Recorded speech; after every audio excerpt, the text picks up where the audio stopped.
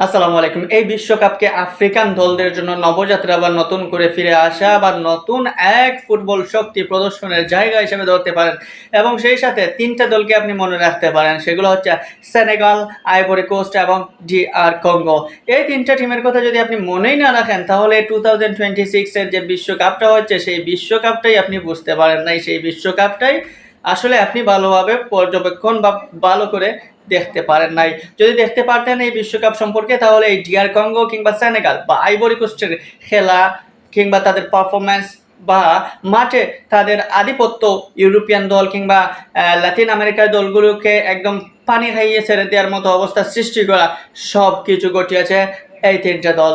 শুরুতেই যদি দেখেন তাহলে নরওয়ের সাথে আইভরি কোস্টের ম্যাচটা যদি আপনি দেখেন তাহলে বুঝতেই পারতেছেন যে নরওয়ে এবং আইভরি কোস্টের ম্যাচে কি রকম পার্থক্যটা করে দিয়েছিল আইভরি কোস্টের স্পিডি ফুটবল, দ্রুত গতির ফুটবলের সাথে এমন জানি নরওয়ে একদম ছন্নছাড়া হয়ে যাচ্ছিল, কিন্তু নরওয়ের ফিনিশিং সাইড ভালো হওয়ার কারণে ওয়ার্ল্ড ক্লাস স্ট্রাইকারদের থাকার কারণে শেষ পর্যন্ত 2-1 জয় নিয়ে মাঠ ছাড়তে পারে।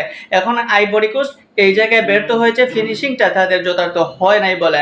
এখন আসি আপনি DR কঙ্গোর দেখে ম্যাচের কথা যদি আসি, রাউন্ড অফ 32-তে DR কঙ্গো এবং ইংল্যান্ডের ম্যাচ যারা খেলে দেখেছেন তারা নিশ্চিত বলতে পারেন যে 70 থেকে 65 মিনিট পর্যন্ত DR কঙ্গোকেই আপনি ফেভারিট, DR কঙ্গোকেই আপনি জয়ী দল হিসাবে ভাবতে পারা শুরু করে দিয়েছিলেন। কিন্তু আচমকা হ্যারি কেইনের দুর্দান্ত পারফরম্যান্স, সেই সাথে গর্ডনের 2টা অ্যাসিস্টই ইংল্যান্ডকে ম্যাচে ফিরায় এবং ইংল্যান্ডকে বিশ্বকাপে টিকিয়ে রাখে। কিন্তু ইংল্যান্ড টিকিয়ে থাকলেও কঙ্গোর যে গোলকিপার সেই লিওনেল এমপাসি যে ধরনের দানবীয় পারফরম্যান্স করলেন, গোল কিপিংয়ে মনে হলো যে তার হাত মনে হয় 2টার চেয়ে ওভার আরও বেশি রয়েছে।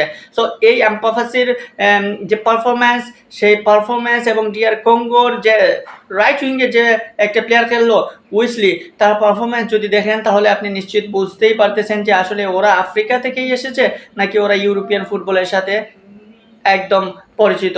সো সেই লেভেলের ফুটবল খেলা খেলেছে DR কঙ্গো। ভাগ্য ভালো ইংল্যান্ডের, তারা শেষ পর্যন্ত জয় নিয়ে মাঠ ছাড়তে পেরেছে। আরেকটা ম্যাচের দিকে যদি তাকান সেটা হচ্ছে সেনেগাল এবং বেলজিয়াম। সেনেগাল এবং বেলজিয়ামের ম্যাচ যারা দেখেছেন তারা নিশ্চয়ই বুঝতে পারছেন যে বেলজিয়ামের মতো সোনালী প্রজন্মের দারুণ একটা টিমের বিপক্ষে সেনেগাল যখন কাউন্টার অ্যাটাক এবং দারুণভাবে প্লেসিং ফুটবল খেলে, সেই সাথে 86 মিনিট পর্যন্ত 2-0 গোলে লিড নিয়ে জয়ের একদম দ্বার প্রান্তে যখন ছিল, ঠিক তখন ঘটে যায় আচমকা একটা মিরাকেল, আর সেই মিরাকেলের বলি হয়ে সেনেগালকে বাদ পড়তে হয় রাউন্ড অফ 32-তে। 86 মিনিটে ফার্স্ট গোল, 89 মিনিটে সেকেন্ড গোল এবং 120 মিনিটের সময় আচমকা একটা পেনাল্টি, যে বিতর্কিত পেনাল্টি, সেই বিতর্কিত পেনাল্টির কারণে শেষ দিকে বেলজিয়ামের জয়টা সহজ হয়।